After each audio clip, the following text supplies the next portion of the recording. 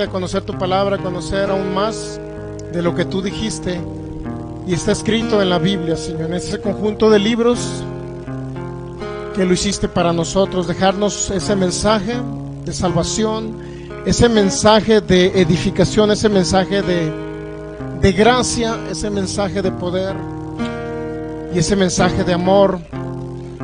Cuando en la cruz del Calvario tú moriste hace 2000 años aproximadamente, Señor. Hoy vamos a aprender principios espirituales que nos van a ayudar a poder comprender más aún, para no desviarnos del mensaje original que tú nos dijiste, Señor, a través de los profetas.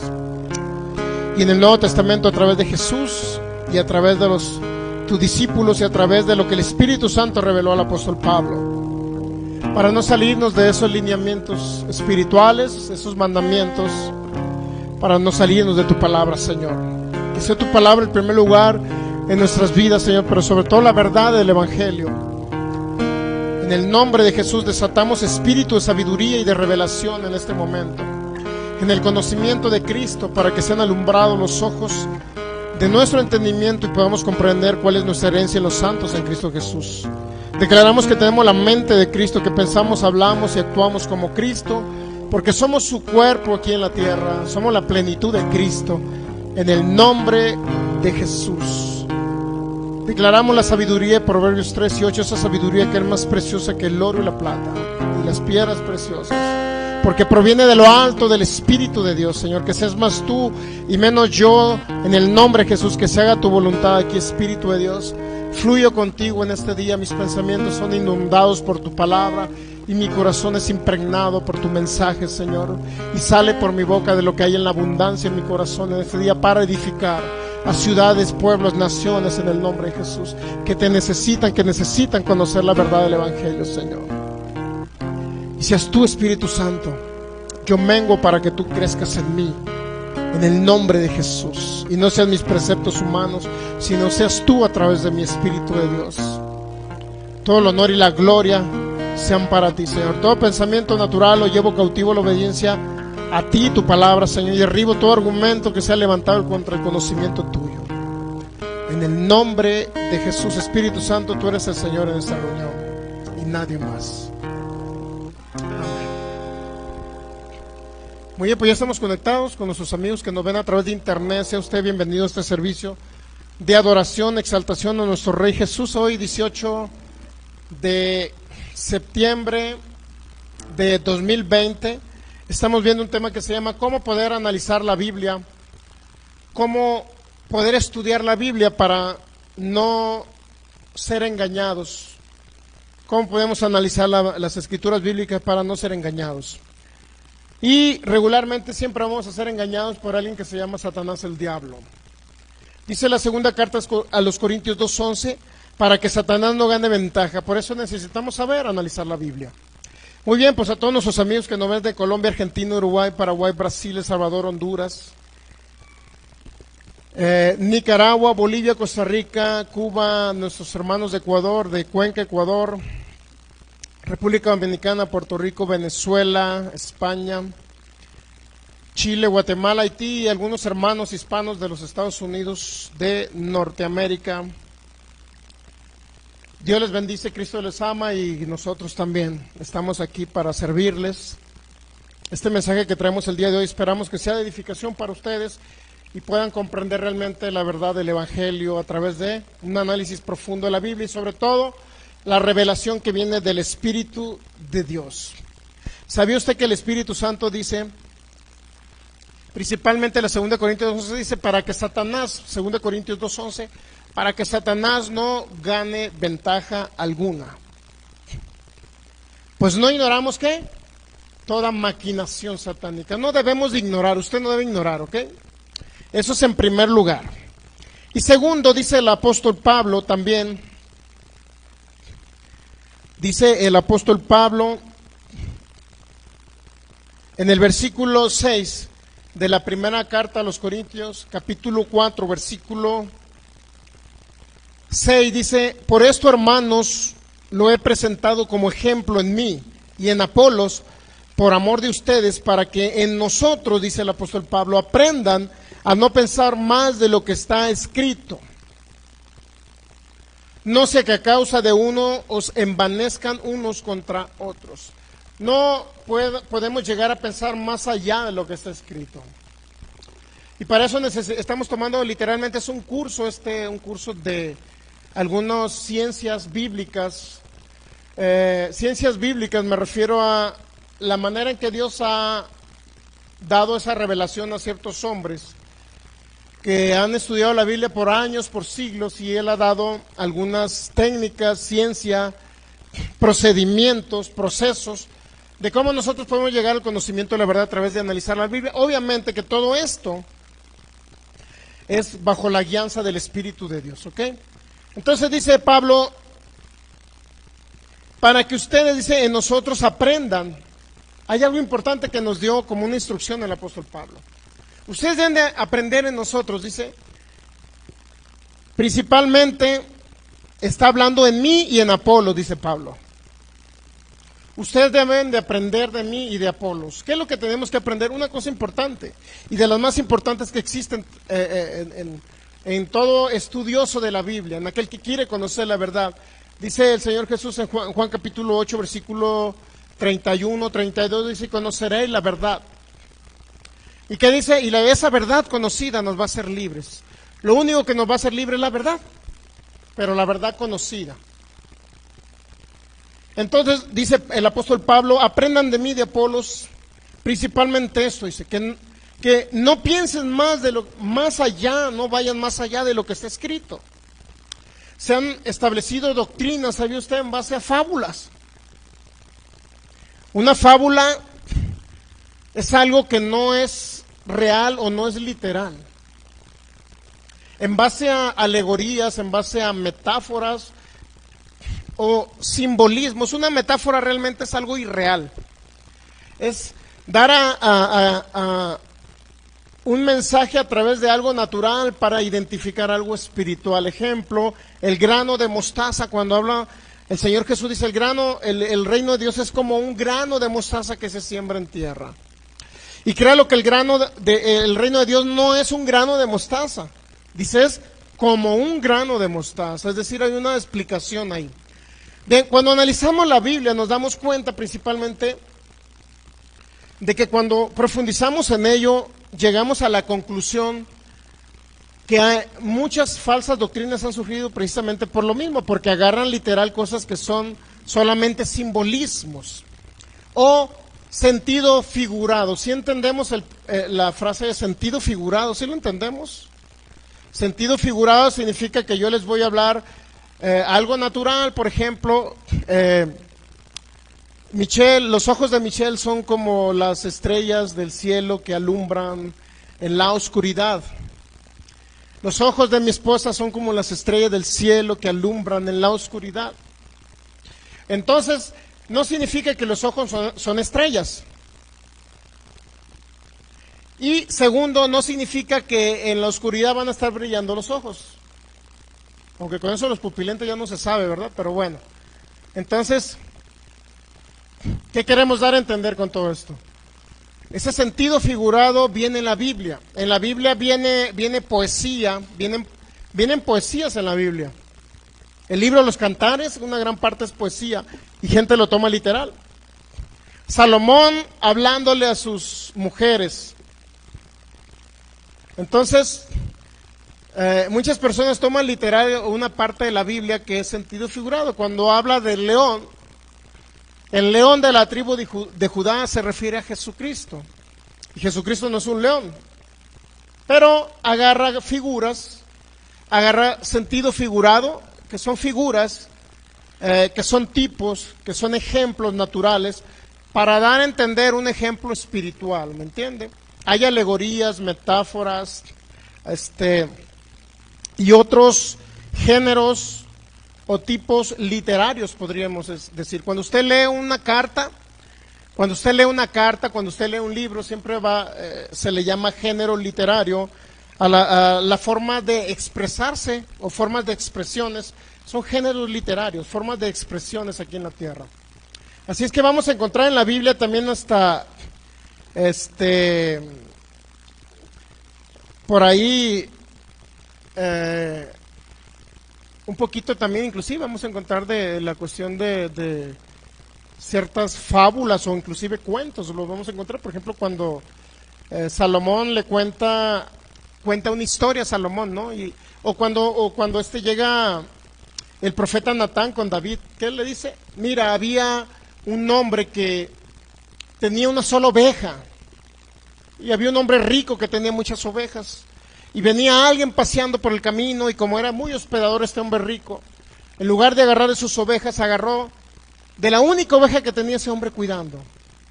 Un hombre, era lo único que tenía ese hombre, una sola oveja, y él teniendo tantas, agarró esa sola. ¿Qué cree que era? Esa era una manera de expresar algo de lo que estaba sucediendo, una manera de expresar algo que estaba sucediendo, y eso a fin de cuentas viene siendo un género literario, una manera de expresar algo sin decir eso que es, ¿cómo se llama? Eufemismo, Michelle, algo así. Eufemismo, ¿no? Eufemismo es como decir a alguien, decirle a alguien y darle un mensaje a alguien sin decirle exactamente lo que es. ¿Sí me entiende? Por ejemplo, hermano, fíjate que el otro día fui con el dermatólogo y me recetó una crema muy buena. Sí, se la recetó al primo de un amigo. ¿Y qué crees? Se le están quitando los granos. Se le están quitando. ¿Y qué le queda a entender? ¿Sabes qué? Pregúntame qué dermatólogo es para que tú también te quites tus granos. ¿Sí me entiendes? O sea, dándole a entender, como diciendo, es una indirecta para ti, para que tú entiendas que es para ti, pero te estoy hablando de una tercera persona. Eufemismo es alguien que embellece una palabra. Bueno, búscamelo ahí. Todo ese tipo, sí es eso, ¿no? Es dar un ejemplo. Pues búsqueme qué es eso. Entonces hay así le llaman en la cuestión de gramática, pues hay muchos tipos, géneros literarios. Existe la metáfora es hablar, por ejemplo, del león de la tribu de Judá refiriéndose a Jesús. Hablar del grano de mostaza como si fuera el reino de Dios. Y así eso se llaman figuras literarias o géneros literarios que se utilizan. Cuando usted lee un libro puede encontrar una historia también semejante a ello. Vamos a encontrar metáforas, vamos a encontrar alegorías.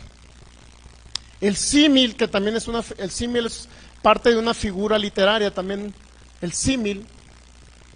Cuando alguien dice, el reino de Dios es como, esa palabra es como, o es igual, o es equivalente a, esa es una figura literaria que se llama el símil. La metáfora es decir, por ejemplo, en lugar de decir el reino de Dios es como si dijéramos el reino de Dios es un grano de mostaza que se siembra en tierra. Más o menos eso es la metáfora.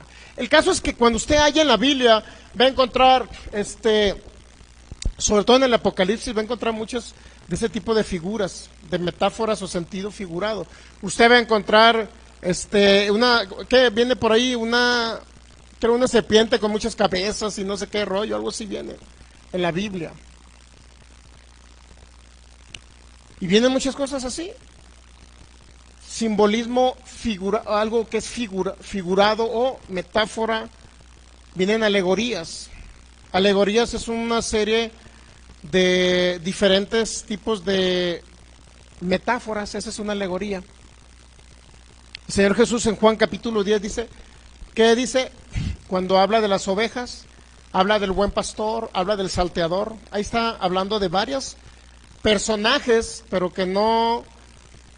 cuando habla del salteador, cuando habla del buen pastor y cuando habla de las ovejas, miren, vamos a Juan 10, para que usted vea que va a encontrar ese tipo de géneros. Cuando usted lee un libro va a encontrar géneros literarios o formas de expresar algo de una manera diferente para que se entienda de una manera diferente, ¿ok? Expresar algo a través de figuras, simbolismos, para dar a entender algo diferente a ello, ¿me entienden? En este caso, figuras, simbolismos, metáforas para dar a entender el reino de Jesús aquí en la tierra. Ejemplo, Digo, Juan 10 aquí lo va a encontrar, mire, es un ejemplo de una alegoría, que es una combinación de varias metáforas. Juan capítulo 10, usted va a encontrar ahí, mire, eso lo va a encontrar en la Biblia. Dice,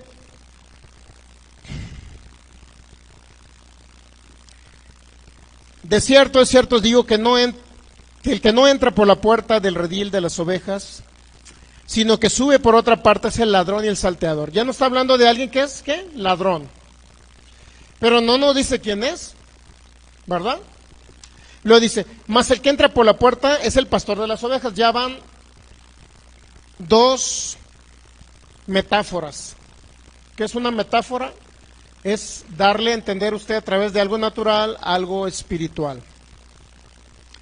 A través de un simbolismo natural, algo espiritual. En este caso, por ejemplo, el pastor de las ovejas está hablando del pastor de las ovejas, pero pastor, ovejas, ¿dónde hay? ¿Dónde hay un campo? ¿Dónde están las ovejas? Bueno, cuando se refiere a las ovejas, ¿a quién cree que se refiere? A usted y a mí. A los discípulos de Jesús se refiere como ovejas. Cuando se refiere al pastor, ¿a quién se refiere? A Jesucristo. ¿Estamos entendiendo?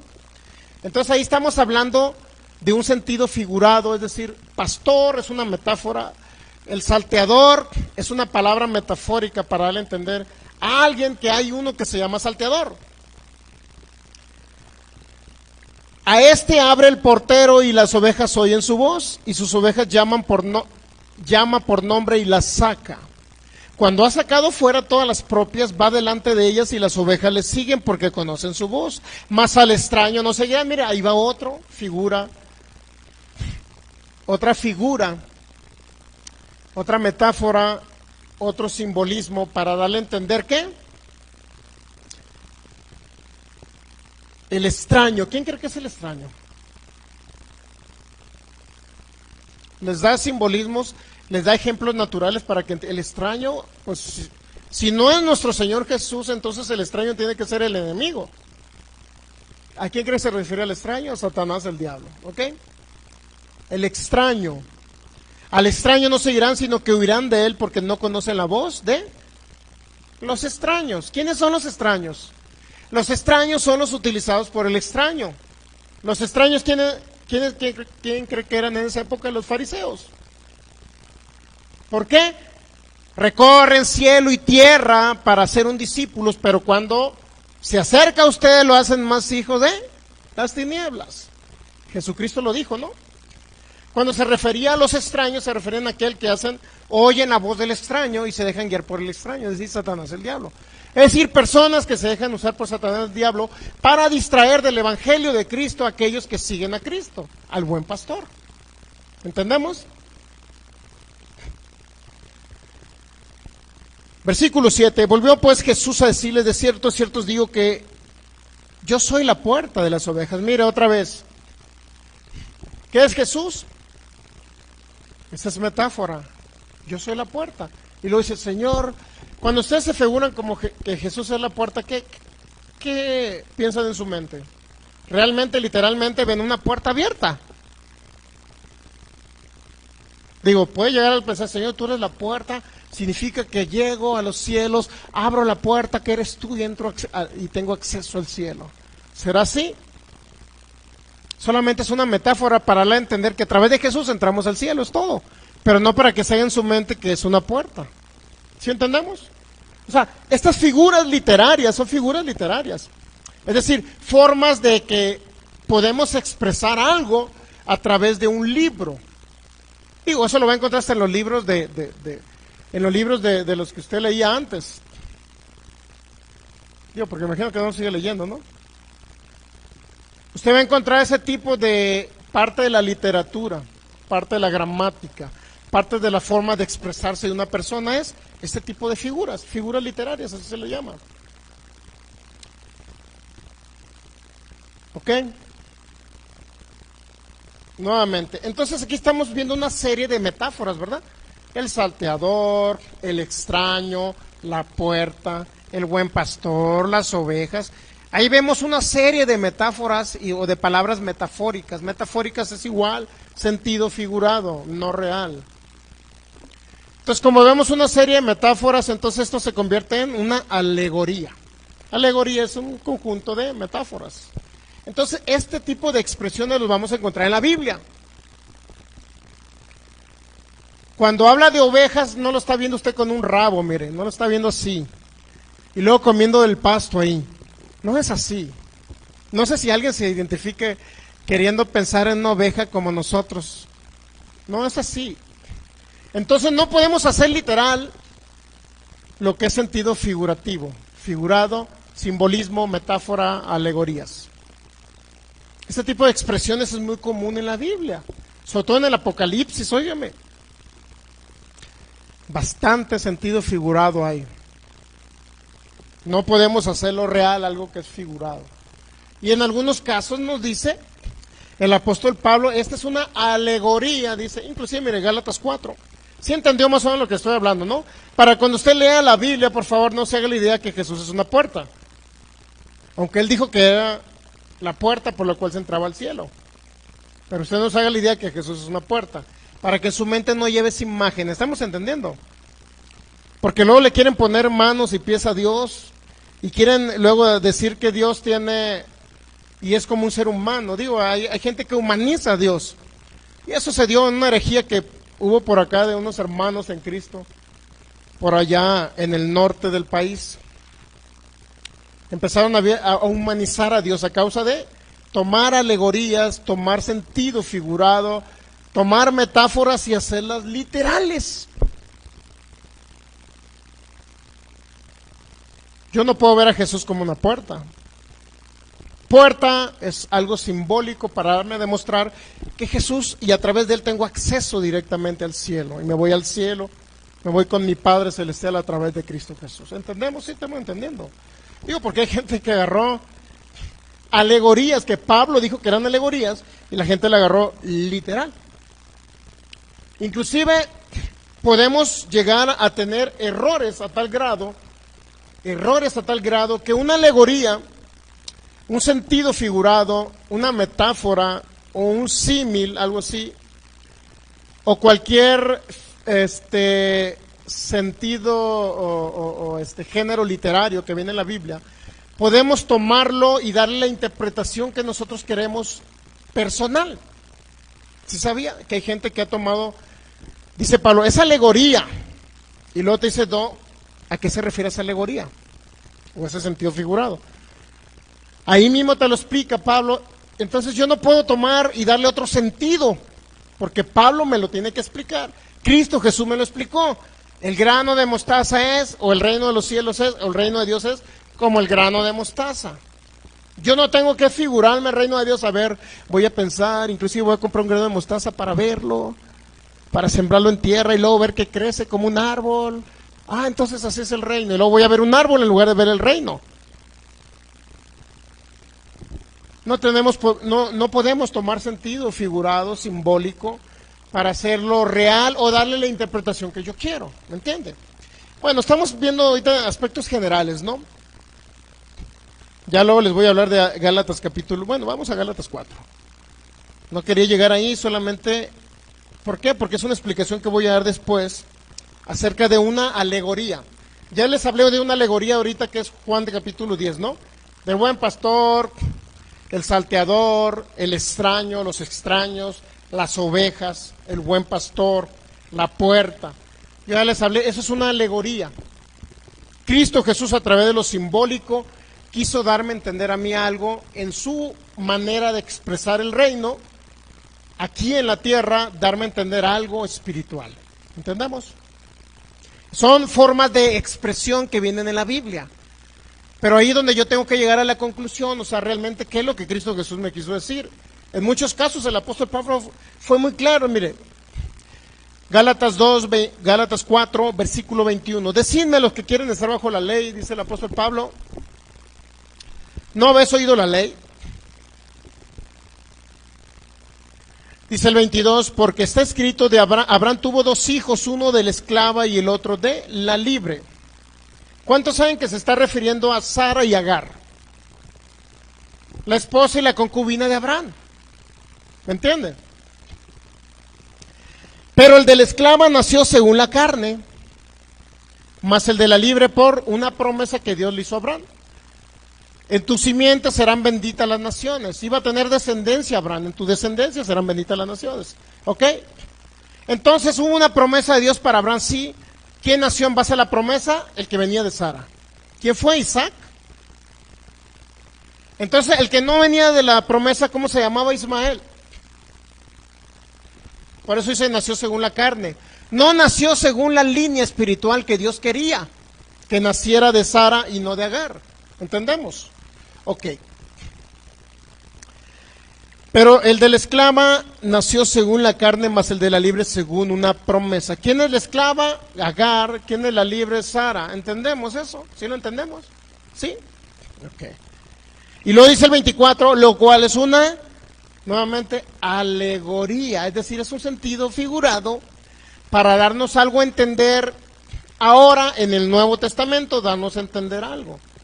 A través de ese ejemplo de Sara y de Agar, Dios nos quiere dar a entender un mensaje en este tiempo a la humanidad, a los hijos de Dios. ¿Ok? El mismo Pablo nos dice que es una alegoría. ¿Estamos entendiendo? En otras palabras, ¿fue literal en la época de Abraham? Sí. Pero para el nuevo pacto a mí me representa una alegoría, un ejemplo, un simbolismo, un sentido figurado o una figura que me representa algo para el Nuevo Testamento. Es lo que está diciendo Pablo. Ahora es una figura, ahora es una alegoría. ¿Sí entendemos? ¿Me está entendiendo el lenguaje? ¿Me está entendiendo lo que le quiero expresar cuando hablo de alegoría, cuando Pablo dijo alegoría? Que es solamente un simbolismo, es un tipo, es una forma en que me quiere mostrar Dios algo en el Nuevo Testamento. ¿Ok? Sí. Pero claro que fue real, el caso de Abraham, Sara y Agar fue real, sí fue real en el Antiguo Testamento, para ellos. Pero para mí, para el apóstol Pablo, ya representa una alegoría. Es decir, es un simbolismo o un tipo para darme a entender algo en esta época, a mí en este tiempo del Nuevo Testamento. Es una alegoría, dice Pablo, es decir, con esto te estoy diciendo, con estas metáforas, te estoy diciendo, porque alegoría es un conjunto de metáforas. Con estas metáforas te está diciendo, dice Pablo, yo te estoy diciendo que eso te está simbolizando algo ahora en el Nuevo Testamento. Y ahorita te lo voy a decir. Y ya nos dice cuál es la alegoría. Pues estas dos mujeres, ¿qué dice? Son los dos. ¿Captamos? ¿Cuál pacto?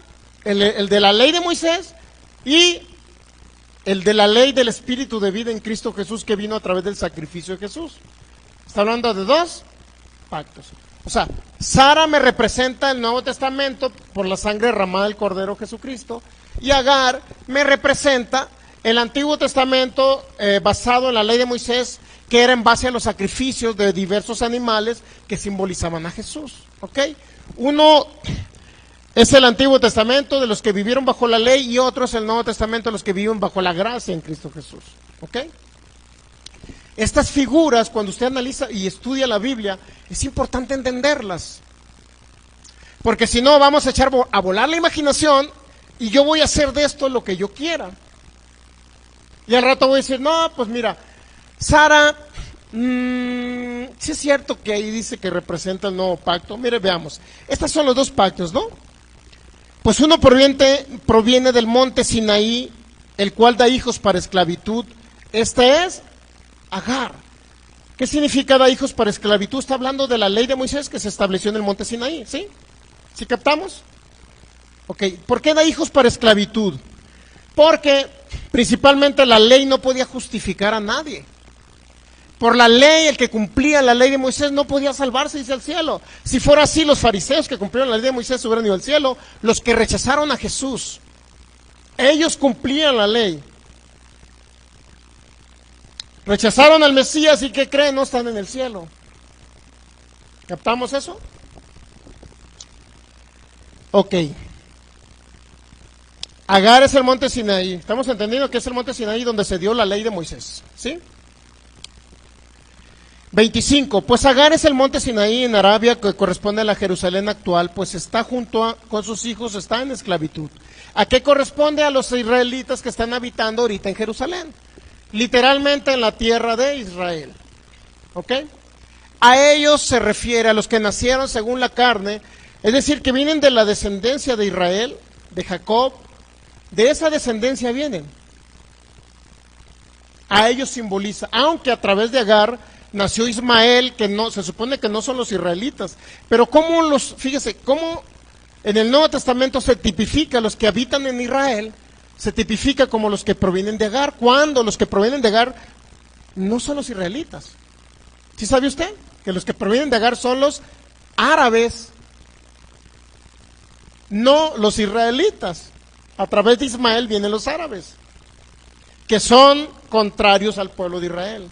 Pero aquí dice que los que habitan en Jerusalén en la época, en este caso el apóstol Pablo, es decir, el pueblo de Israel, son los que figurativamente estaban representados en Agar, aquellos que nacieron según la carne. ¿Estamos entendiendo ahí? ¿Sí? ¿Cómo relaciona Israel con Agar? Y aquí dice el 26. Primeramente lo de la Jerusalén actual. ¿Quiénes son los que vivían en esa época en Jerusalén? Los israelitas. Los de la tribu de Judá, Benjamín y algunos cuantos levitas. Ahora viene el 26. Más la Jerusalén de arriba, la cual es madre de todos nosotros, es libre. Aquí ya está refiriendo a quién cree. Si la Jerusalén actual estaba representada por Agar, ¿a quién cree que representa la Jerusalén de arriba? A Sara. Sara estaba simbolizando a la Jerusalén de arriba. ¿Quién es la Jerusalén de arriba? Los que estamos inscritos en los cielos y los que en un día vamos a habitar en esa ciudad celestial. ¿Entendemos ahí? La Jerusalén, la ciudad celestial, dice que va a descender, no habla en los últimos tiempos, que va a descender. Vamos a ir a habitar en ese lugar celestial. Tenemos una morada, dijo Jesús, en los cielos. ¿Usted tiene una morada en los cielos, sabía? Y se anda preocupando ahí, Señor, una casa de 10 recámaras, en la mejor zona de Zapopan, pues está mejor la que tiene en el cielo. Ok, entonces Agar es el monte Sinaí, lo que se dio bajo la ley de Moisés, ¿no? Entonces Sara, ¿quién representa? Aquí dice, mas la Jerusalén de arriba, la cual es madre de todos nosotros, es libre. Pues está escrito, oh estéril, regocíjate, tú que no das a luz, prorrumpe en júbilo y clama, tú que no tienes dolores de parto, pues más son los hijos de la desolada que la que tiene marido. Así que, hermano, nosotros como Isaac somos hijos de ¿qué? De la promesa que Dios le hizo a Sara. Entonces, la Jerusalén de arriba, ¿a quién cree que se refiere? A la ciudad celestial. Nosotros somos hijos de esa ciudad celestial, porque para allá vamos. Mire, nuevamente el 26. Porque es madre de todos nosotros la Jerusalén de arriba. Porque es madre de todos nosotros. Porque nosotros vamos a ir a habitar en esa ciudad celestial. No tiene otro simbolismo. Es decir, en otras palabras, Sara, por decirlo así, a través de Sara estaba simbolizando algo espiritual. Sara estaba simbolizando principalmente los hijos de Dios que se van a habitar en esa ciudad celestial. Es lo que nos quiere decir el apóstol Pablo, ¿ok? Porque está escrito, regocíjate, oh estéril, tú que no das a luz, prorrumpe en júbilo, clama, tú que no tienes dolores de parto, porque más son los hijos de la desolada que los que tienen marido. En otras palabras, los hijos naturales que nacen en Jerusalén, en la ciudad natural de Jerusalén, mientras no tengan a Cristo, ¿qué cree? Vienen siendo simbólicamente los que nacieron según Agar, según la carne. ¿Por qué? Porque esta carne no hereda el reino de los cielos, es lo que Pablo nos dice. ¿Cuántos saben que carne y sangre no hereda el reino de los cielos? Es lo que está escrito. Ahora, entonces, ¿qué significa alguien que no da luz? En otras palabras, alguien que no da luz. Dice, regocíjate, oh estéril, tú que no das a luz. ¿Cuántos saben que Sara tenía ese problema? De que era estéril. ¿Sí sabe que era estéril Sara? Y que no podía producir hijos. Entonces, ¿qué representa Sara? Todo lo que representa una ciudad celestial a donde vamos nosotros a partir a esa ciudad celestial. Y a través de Cristo Jesús, ¿qué cree? Ahora nacimos de nuevo. Y estamos entrando a esa ciudad celestial. ¿Ok? Tú que no tienes dolores de parto, ¿a quién se refería? A Sara, que simboliza a los que somos nacidos de nuevo en este Nuevo Testamento, ¿ok? porque más son los hijos de la desolada que de la que tiene marido en aquella época. Así que, hermanos, nosotros como Isaac somos hijos ¿de qué? De la promesa. ¿Cuál es la promesa? La promesa que Dios le dio a Abraham: en tu simiente serán benditas las naciones. Gálatas 3:16 dice que la simiente es Cristo Jesús. En otras palabras, Sara estaba representando y simbolizaba los hijos de Dios que venían a nacer a través de la simiente que era Cristo Jesús. Isaac estaba simbolizando, en otras palabras, a la humanidad que venía a nacer de nuevo en Cristo Jesús. ¿Sí captamos eso?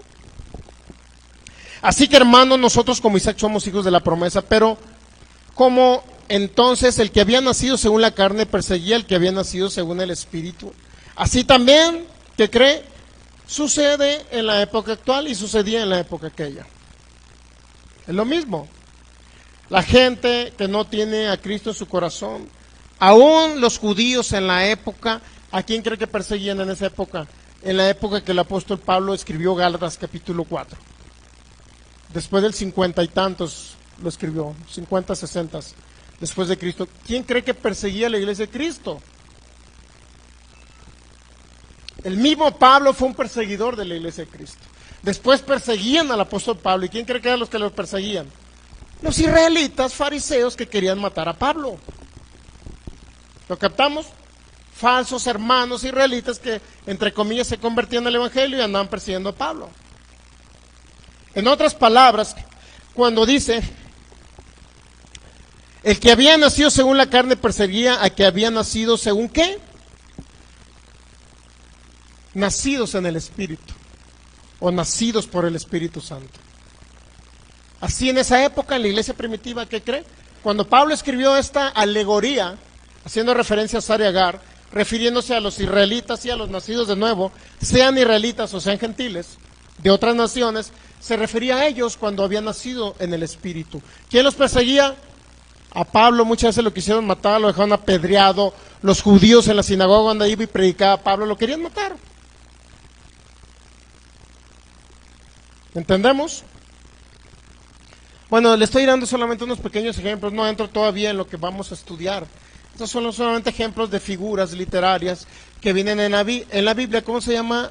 Una alegoría. Esto es una alegoría, para que vea que alegoría es un conjunto de metáforas, y Pablo nos está hablando ¿de quién? De Sara, entonces está hablando de Agar, de la Jerusalén, la que es madre, etcétera. ¿Pero qué nos quiere dar a entender?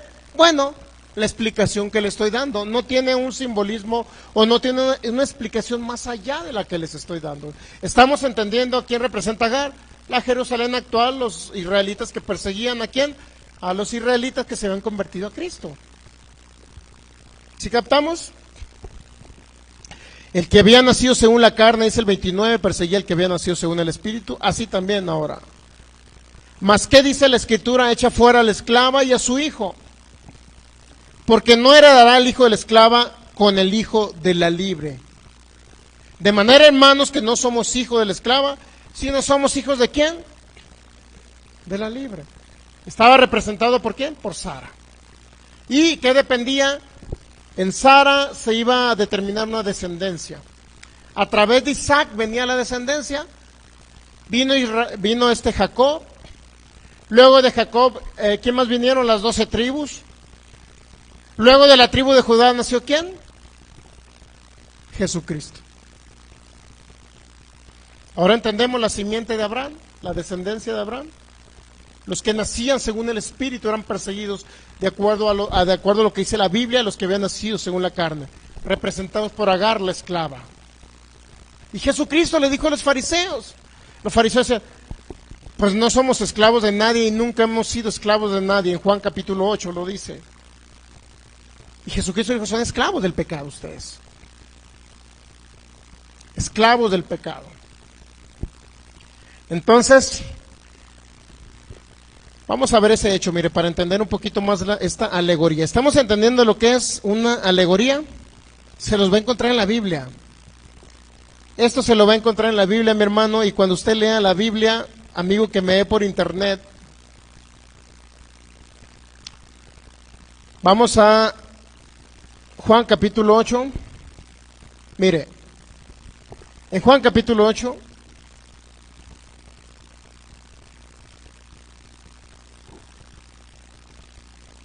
versículo 32, Jesucristo les dice: y conoceréis la verdad, y la verdad os hará libres. Le respondieron, ¿quiénes le respondieron? Los fariseos con los cuales estaba discutiendo. Fariseos que entre comillas habían creído en Jesús. ¿Qué les dijo? ¿Qué dijeron los fariseos? Linaje de Abraham somos y jamás hemos sido ¿qué? Entonces, ¿qué les estaba diciendo Jesús a los israelitas? Nacidos en Israel. ¿Qué le estaba diciendo? Y que Pablo ahora nos los revela en Gálatas. Son esclavos mientras no tengan la libertad en mí, que soy Cristo Jesús. Eso Jesucristo les quería entender. ¿Estamos captando? ¿Sí? ¿Sí estamos captando eso? Y luego dice el 34. Jesús le respondió: de cierto digo que todo aquel que hace pecado, esclavo es del pecado. Y el esclavo no queda en la casa para siempre, sino el hijo sí queda para siempre. ¿Ok? ¿Captamos que el hijo sí queda para siempre? En otras palabras, cuando Pablo habló esta alegoría en Gálatas capítulo 4, estaba haciendo referencia a lo que Jesús les dijo a los fariseos en Juan capítulo 8. Son esclavos los nacidos según Agar. ¿Quiénes son los que viven ahorita allá en Israel? Los nacidos en Israel que no han recibido a Cristo Jesús como Señor y Salvador. Y los que recibieron a Jesús como Señor y Salvador, ahora esos fariseos los están persiguiendo. Por consecuencia, Agar los representa a ellos, o simboliza a ellos, y Sara nos simboliza a nosotros, dice Pablo, a los que hemos nacido en el Espíritu. ¿Captamos cómo agarra a Sara y Agar? Los toma esos ejemplos Pablo y se los trae al Nuevo Testamento y hace un comparativo. Los no nacidos de nuevo con los nacidos de nuevo. ¿Entendemos? Y ese mensaje va directamente al pueblo de Israel. Ese mensaje va directo al pueblo de Israel y bueno, a los israelitas que vivían en Galacia. ¿Qué quería dar a entender con todo esto Pablo? Son figuras literarias que vienen en la Biblia que debemos de entender. Dice Pablo, es una alegoría. Mire, yo les estoy hablando de Sara y Agar, pero por favor, no hagan otra ideología de esto que yo les estoy hablando. No se imaginen más allá. Yo mismo les digo que Sara y Agar representan los dos pactos. Antiguo Testamento, los que viven bajo la ley de Moisés, los que viven y nacieron bajo la carne. Entonces, si no aceptan a Jesús, no pueden ser hijos de la libre, es decir, que están simbolizados con Sara. Según la promesa que Dios le hizo a Sara y a Abraham, en ti serán benditas las naciones de la tierra, en tu simiente serán benditas las naciones de la tierra, y esa simiente es Cristo Jesús.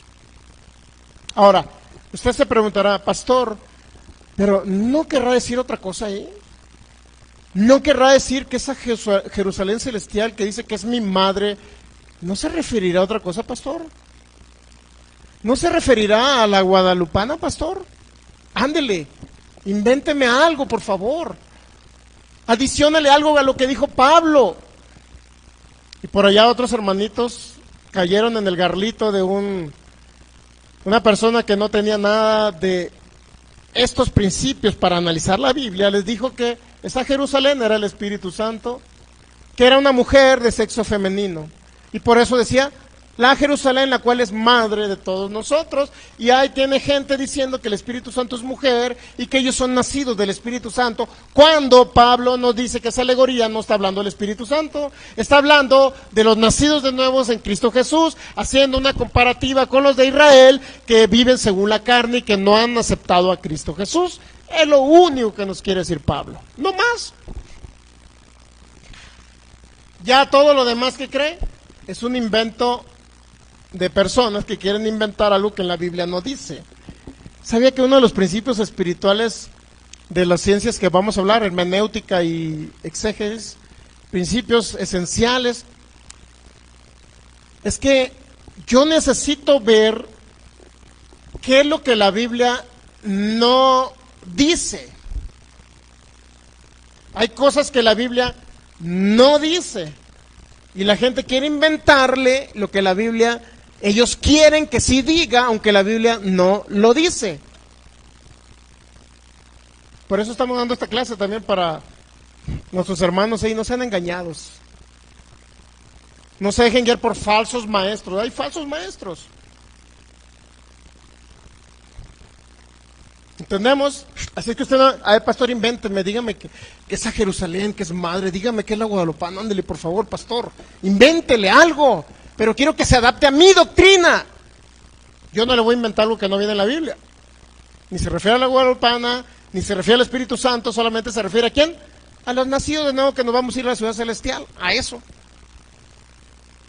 ¿Por qué madre de todos nosotros? Porque se refiere a una ciudad donde vamos a ir a habitar. ¿Captamos? Mi hermano, hay gente que tiene esa habilidad para engañar a la gente y la gente lo ve, ahí van como corderitos engañados, como si fueran zombies, no tienen capacidad de pensar. Como los de Berea en Hechos 17, versículo 11, dice que ellos escudriñaban todo lo que Pablo les decía, para a ver si eran verdad las cosas que decía Pablo. Entonces, por eso le estamos a ustedes enseñando cómo analizar la Biblia para que no caigan, para que no sean engañados por falsos maestros o por falsas doctrinas. Una de las cosas y los principios esenciales es que de que realmente entendamos qué es lo que la Biblia no dice, para que lo que no dice la Biblia yo no crea que lo dice. ¿Captamos? Muy bien, pues vamos a ver lo que es hermenéutica. El próximo viernes, hoy me estuve basando en algunas figuras literarias, como es la metáfora y la alegoría. Son figuras literarias, géneros literarios, en lo cual usted vienen en muchos libros y así en la Biblia vienen esas figuras. Es parte de la literatura de la Biblia, para que usted me entienda, lo simbólico, lo figurado, el sistema o la forma figurada en que se escribe a través de algunos autores de la Biblia para darnos unos ejemplos de algo espiritual, algo natural sobre algo espiritual. Ok, pues hermenéutica, ¿qué es? Debe haber una buena, debe haber objetividad en la persona que analiza la Biblia, sobre todo el que es pastor y maestro debe ser objetivo. Es decir, yo no les voy a dar una doctrina y les voy a inventar algo porque a mí me conviene o porque yo lo creo así. O sea, yo no les voy a decir algo de lo que yo creo y lo voy a adaptar a la Biblia, no. Porque puede llegar a suceder. Hubo gente como esta que les estoy hablando que adaptaron su pensamiento a la Biblia. La Biblia nunca quiso decir que esa madre, que Jerusalén, que es madre de todos nosotros, nunca se refirió ni a la Virgen de Guadalupe ni se refirió al Espíritu Santo.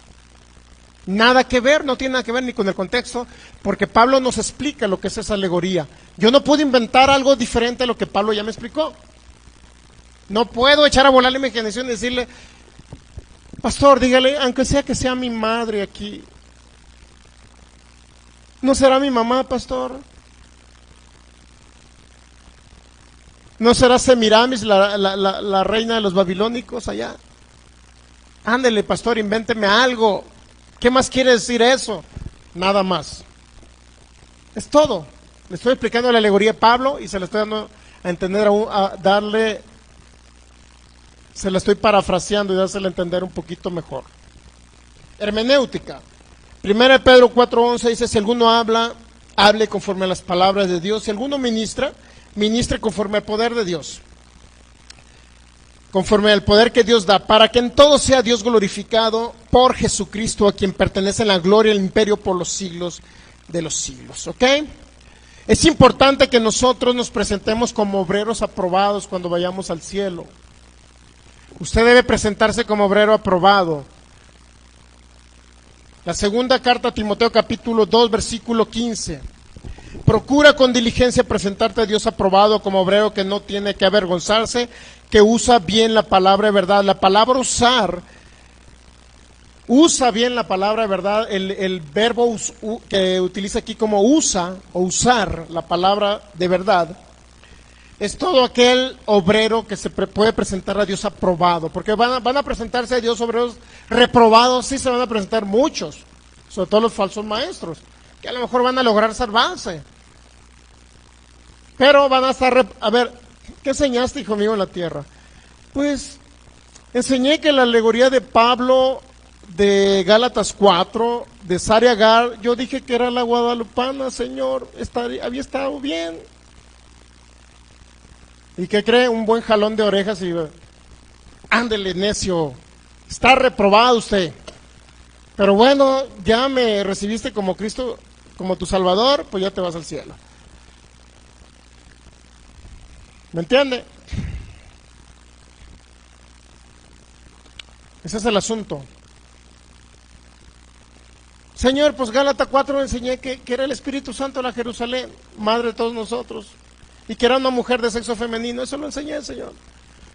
Pues necio, vaya un jalón de oreja, y ese sí con todo, orejas y greñas, órale. Ándele, ándele. Pero pues ya me recibiste, naciste de nuevo, pues ¿qué tengo que hacer? Aceptarte aquí en el cielo, ya que más. Es importante saber analizar la Biblia. Como obrero aprobado nos vamos a presentar cuando usamos bien la palabra de verdad. Y la palabra usar significa, la Biblia de las Américas dice, aquel obrero aprobado es el que maneja con precisión la palabra de verdad. La Nueva Biblia Española dice, el que predica la verdad sin desviaciones. Qué impresionante, sin desviaciones. Y luego la Nueva Traducción Viviente dice, el que explica correctamente la palabra de verdad. Nueva Versión Internacional, el que interpreta rectamente la palabra de verdad. Rectamente. Es decir, usar significa trazar la palabra, pero trazar en el sentido de ser recto cuando la vamos a analizar y cuando la vamos a exponer a otros.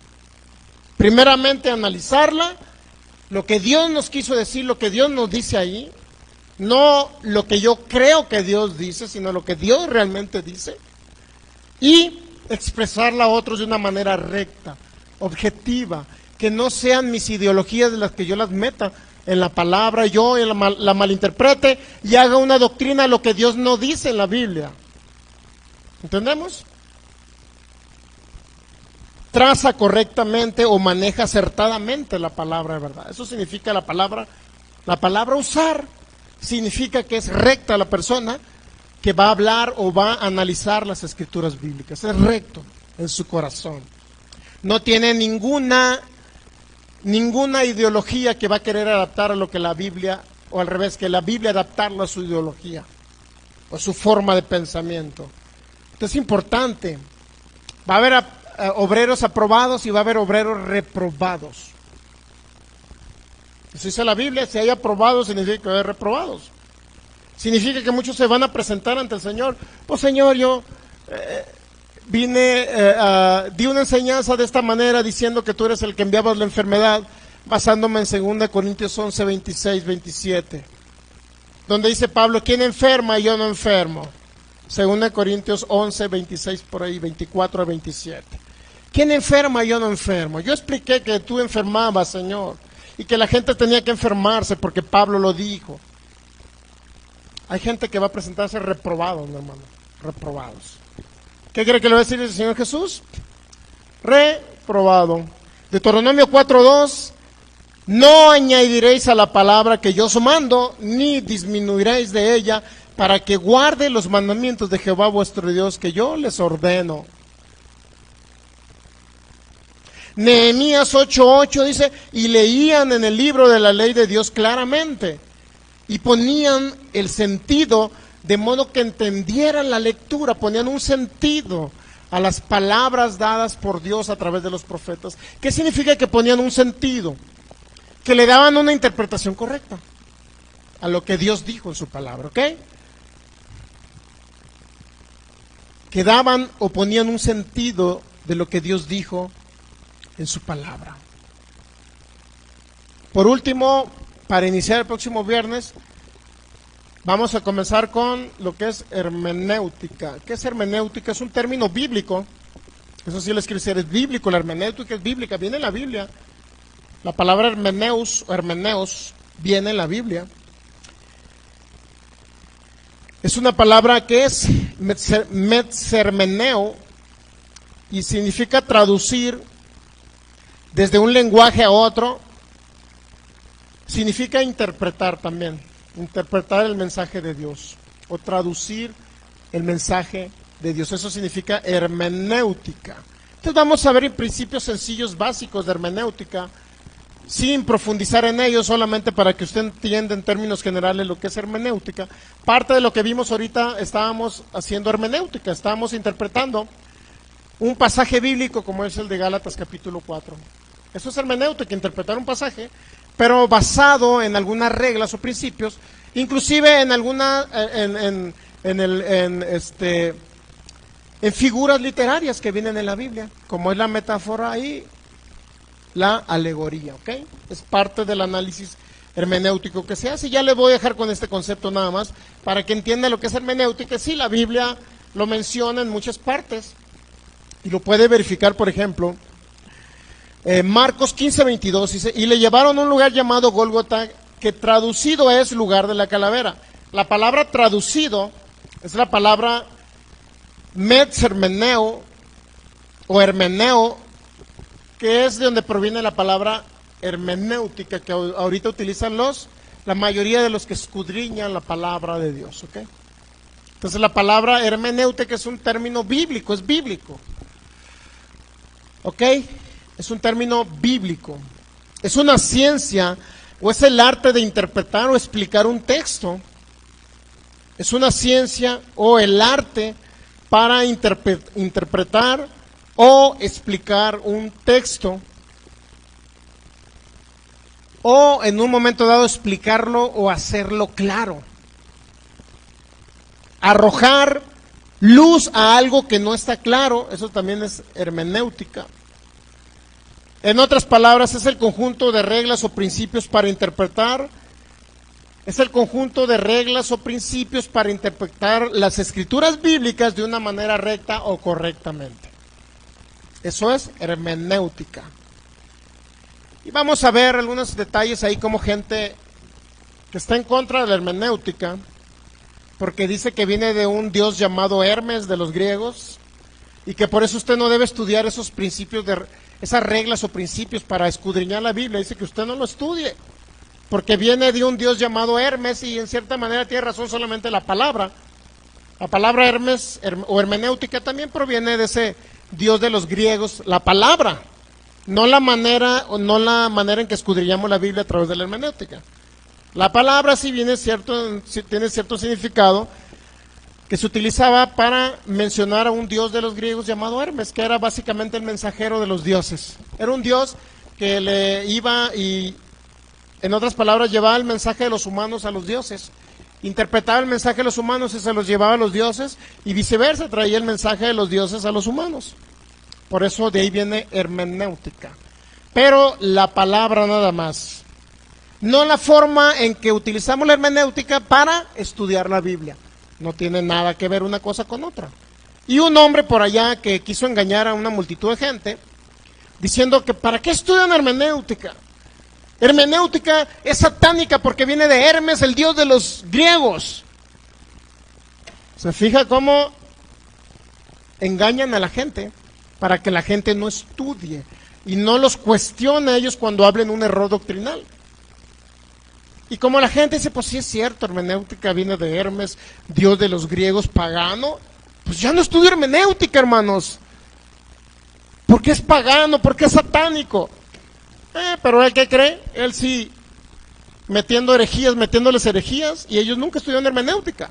Y les metió herejías y se tragaron todas las herejías porque nunca estudiaron la manera en que se interpreta la Biblia o el mensaje de Dios. Nuevamente, Hermes, de Hermes viene hermenéutica, pero solamente el significado de la palabra, la etimología, no la forma en que escudriñamos la Biblia a través de la hermenéutica. ¿Entendemos? ¿Sí estamos entendiendo esa parte o no? Quiero que le quede claro. A ver otra vez. La palabra hermenéutica sí es cierto que se utilizaba por los griegos. Se utilizaba y era muy utilizado por los griegos para decirle a su dios Hermes, que era el mensajero de los dioses, o el que llevaba los mensajes a los dioses, les interpretaba el mensaje y les llevaba el mensaje a los dioses de los griegos. Y de ahí viene la palabra hermenéutica. ¿Sí? Pero las técnicas utilizadas en hermenéutica, los procedimientos, los procesos, los principios, las reglas de hermenéutica que se utilizan para estudiar la Biblia, no tienen nada que ver con Hermes, el dios de los griegos. ¿Entendemos? ¿Entendemos? Porque en la Biblia viene la palabra también, de donde viene la palabra hermenéutica, que es hermeneo o metzermeneo, que se utiliza para decir cuando se le dijo que se le llevó al Gólgota, que traducido es, ¿qué le leí? Traducido es el lugar de la calavera. La palabra traducido, utilizado en el griego, viene de la palabra metzermeneo, que viene y de la cual se deriva la palabra hermenéutica. ¿Captamos? ¿Sí estamos entendiendo? ¿Sí? ¿Sí? Pastor, me está hablando en chino, no sé qué. ¿No le está hablando en chino? Estamos viendo hermenéutica, que es una ciencia, que son principios, reglas para analizar la Biblia de una manera correcta. Eso es lo que vamos a empezar a ver a partir del próximo viernes. Solamente ahorita le doy una introducción para que vea de qué se trata la hermenéutica, y nuestros amigos que nos van a ver por internet no anden pensando que la hermenéutica viene del dios Hermes y que no tienen que escuchar lo que yo les enseñe. Es para ellos también. Para que ese líder que les engañó y les dijo que no estudiaran la hermenéutica porque viene del dios Hermes, no sigan siendo engañados. ¿Me entienden? Póngase y pidámosle gracias al Señor Jesús.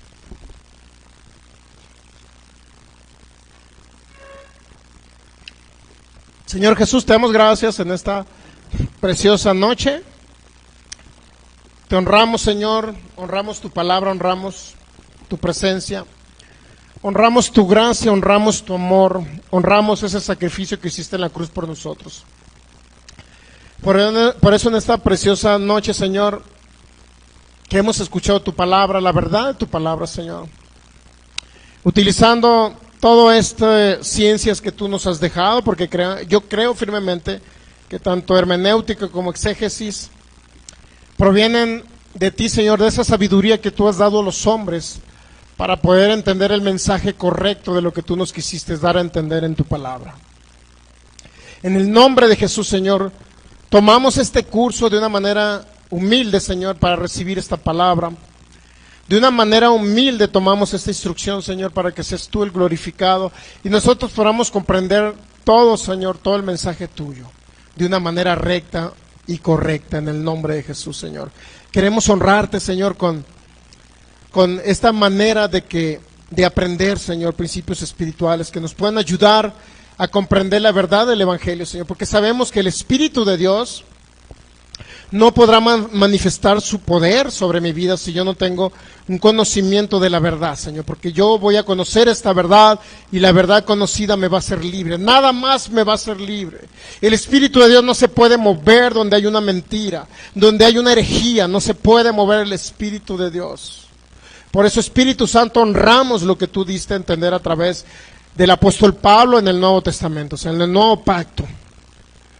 Honramos toda palabra que Jesús dijo a través del apóstol Pablo en Gálatas capítulo 1. Dice Pablo, este evangelio no me lo ha revelado hombre alguno, me lo ha revelado Jesucristo. Y ese evangelio es el que honramos, Señor. Y queremos conocer más profundamente para no ser engañados por falsas doctrinas o falsos maestros.